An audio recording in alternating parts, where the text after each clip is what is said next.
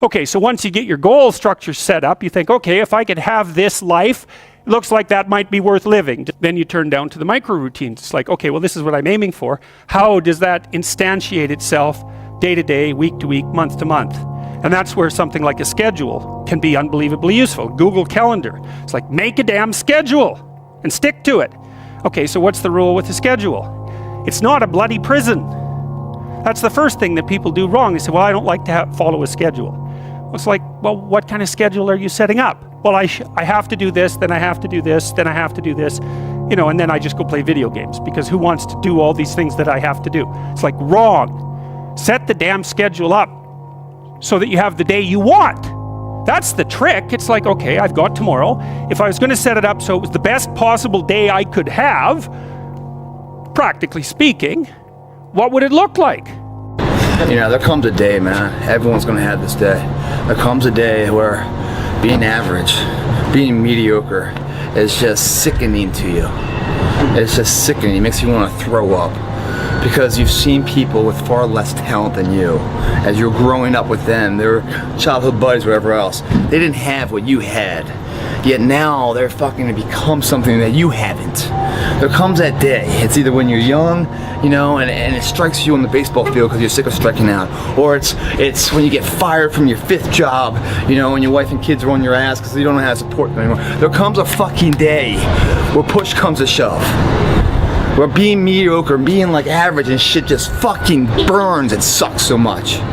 You can't deal with it one more day, and you get off your fucking ass and you create something that's always been there. It's always been inside of you trying to come out, but you've never wanted to unwrap it because it's too much fucking pain and commitment. You were scared you were gonna fail. You were scared if you started, you never finish it. You didn't want to tell anyone about it. You knew it was there, but you never wanted to embark on it. The fear is never reaching your potential. That's it. That always falling short, always quitting before you're done, always procrastinating, always not doing the right thing. And then one day you're an old man. Yep. And you look back and go, God, I could have been great. Yep. I could have been great. I never forget one time I was running by a graveyard when I was fucking just trying to become, I was fat. And I ran by a graveyard and I looked out there and I have all these epiphanies, man. I have all these fucking moments of like, it's crazy, man, of just thought. Cause I'm always by myself. I'm always in deep fucking thought about how to be better. And I look out there, I'm like, man, I wonder how many of you motherfuckers in there fucking just are so upset with how you lived your life. And fucking just regret how you lived it. And I'm running a 300-pound man thinking, man, don't fucking die like this, bro. Don't die like this. So people wonder where this shit comes from me. It comes from such deep thought of trying to see what this is all about. What is this life all about? What am I all about? Why am I here? You know, I had to find purpose. If you don't fail, you're not even trying.